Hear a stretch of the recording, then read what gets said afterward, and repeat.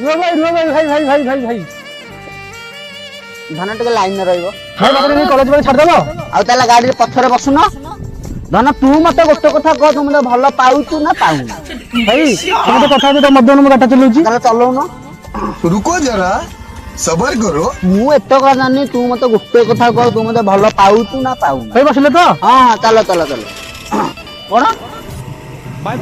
ନା ନା ନା ନା, ତୁ ମତେ ଭଲ ପାଉଛୁ ନା ପାଉନୁ? भारी मिस्टेक हो गया सर। ଭାଇ ଭାଇ ଭାଇ କଲେଜ ଟା ଏଇଠି। ହଁ ଭାଇ ମୁଁ ଯାଉଛି। ହଁ ଯାଅ ଯାଅ ଯାଅ ଯାଅ।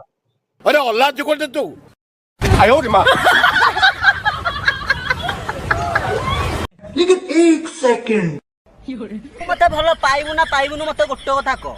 ମୁଁ ଏତେ କଥା ଜାଣିନି, ତୁ ମତେ ଭଲ ପାଇବୁ ନା ପାଇବୁନୁ?